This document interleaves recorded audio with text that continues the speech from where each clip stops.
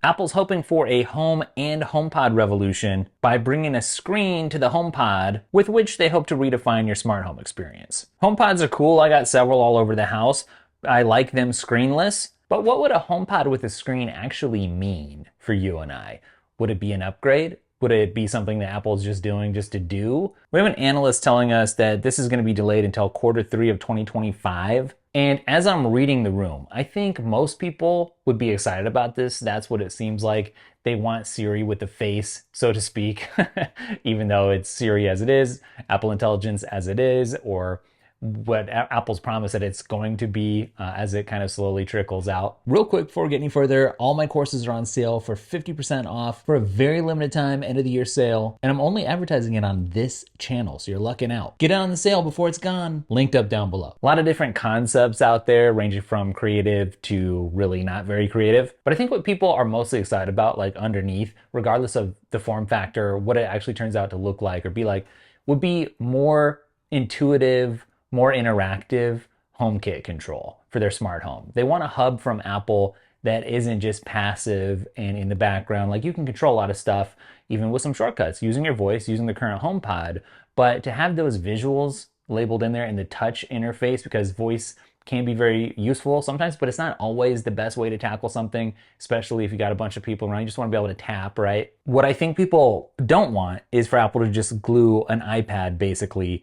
to a speaker. And so the question is, well, could this be more than just a gadget for the sake of being gadgety? I talked recently on this channel, which is why you should subscribe. I talked recently about how Apple could be and probably is maybe looking into bringing some smart cameras to your security system, like an Apple security system. Wouldn't that be cool? People are drooling over that. That was a very popular clip because it turns out people want that from Apple. So Apple's real great around the house already.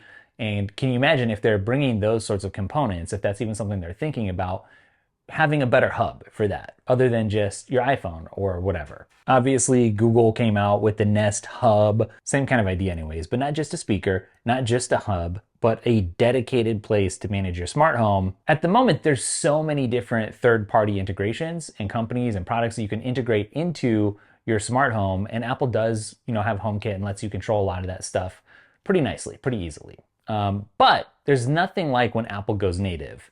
And, when Apple Sherlocks an app and they see an app that's doing really well and they make their own Apple app and then it's free and it's just like integrated everywhere, that makes app developers mad, but often consumers like it. And so if they could do that in this space as well, I think you'd see the same thing. You'd have maybe some of these third parties be upset, but also I think consumers end up liking it. You have this Apple walled garden, which comes up all the time, and it's nice in the garden, right? For a certain subset of people.